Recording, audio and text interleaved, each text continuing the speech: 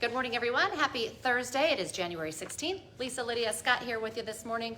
We're live on Facebook every weekday morning with your top news and weather headlines. But of course, it stays on your Facebook feed throughout the day, so you can watch it whenever it works best for you or listen to it as a podcast. You can find that at inform.com/podcast.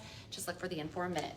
All right, we have a pretty nice day for us here, considering what time of year it is, before things take another turn. Before things remind us that it is January, Yes, very much after so. all. Temp got to 34 yesterday in Fargo, 39 in Grand Forks.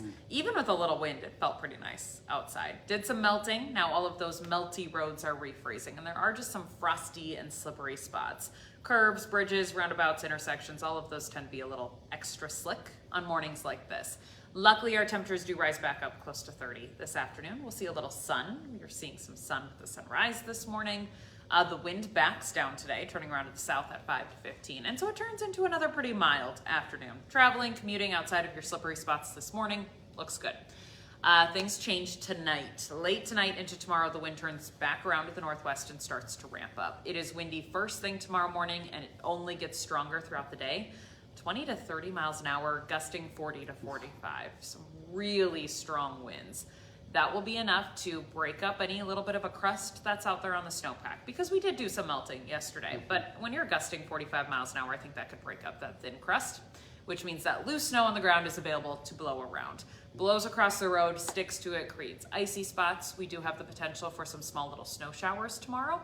Even a little burst of snow meeting those strong winds can create snow squalls, which is kind of like isolated little blizzards. They're short-lived, but they're nasty. You drive through them and all of a sudden it's a whiteout and you can't see. That's possible for tomorrow. It's one of those days where on paper it doesn't look that bad. It looks like a little bit of snow, some strong winds, but I think it's one of those sneaky days where travel could turn tough. We'll watch for all of that tomorrow. Either way, it's going to be very windy, and on top of that, you get falling temperatures. We'll wake up close to 34 in the morning, and we're down to the teens by the afternoon, near zero as you wake up on Saturday morning. So our temperature just plummets after being so nice yesterday and today. And really starting nice in the temperature department tomorrow. It all just goes backwards after that. Saturday, the wind is lighter, but it's a cold day. Temperatures wiggling between about 2 to 4 degrees all day long. Teens below by the time you wake up on Sunday morning, and near minus 10 for the afternoon high. We do that again on Monday. It is MLK Day on Monday, so probably no school for a lot of areas. I'm sure there's schools that have their own rules, but that means at least not a lot of kids out at the bus stop when it's minus 20 and the wind is blowing and it's feeling like minus 40. I still have cold air in the forecast Tuesday morning for your bus stop for morning recess, which will probably be inside, but for walking to and from school, to and from the bus stop, still some bitter cold on Tuesday morning. Teens above by the time we get to your Tuesday afternoon. So it's at least a short-lived cold snap, but it's the coldest air of the season so far. Okay. Painful cold with a high of minus 10. Kind of brace for that stuff. Sunday, Monday, what? Yeah, that's a really big turnaround from being at 34 yesterday. So watch out for wind and a little snow tomorrow and travel troubles. We'll update you with any DOT updates, conditions, what the roads are looking like, what visibility is looking like. I'll have all of that for you on First News tomorrow morning, just to get you real time of what's happening. And then be ready for the cold for Sunday into Monday. Oh boy. Gas up, car battery, all of that good type of stuff, things to think about. Tires. Yeah. All the things. All the things. Okay, that's all. Thank you, Lydia. Thanks. We're tracking breaking news for you. An overnight apartment fire in Fargo. Several people are without a place to stay following that. It happened at an apartment building just off 32nd Street, which is not far from the Shields Home and Hardware. Firefighters tell us that it was a decent-sized fire at the West Wind Apartments. The whole building had to be evacuated at one point. Everyone was able to go back in except for people who were living in 2 of those units. Luckily, no one was hurt.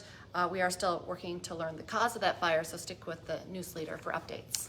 A West Fargo man was arrested after shooting off several rounds in Fargo. That call came in shortly after 8 o'clock Wednesday night. 53-year-old Eric Jensen told police he fired that gun near 34th Street South and 16th Avenue South, about 2 blocks west of I-29.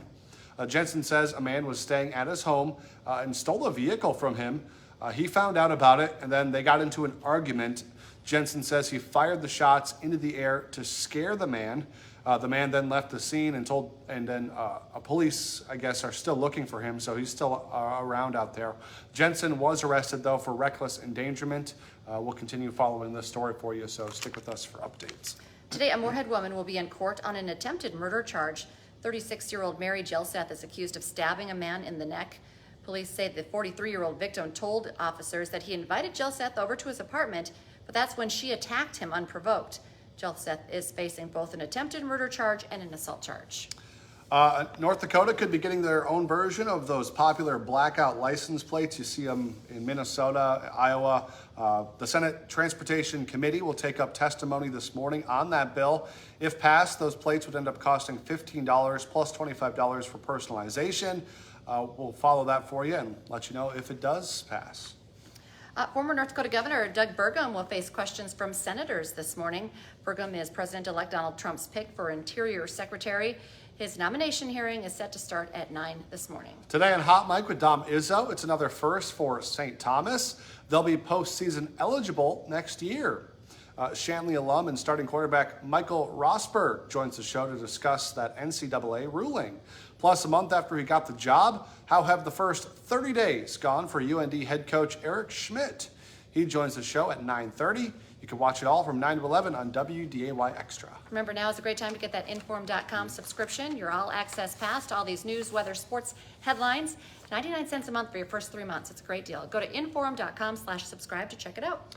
Remember, join us the rest of the day for our newscasts as well. Our next one's at 11, then 4, 5, 6, 9, and 10. And we'll be back tomorrow morning with your Friday edition of First News from 5 to 7. Have a great day, everyone.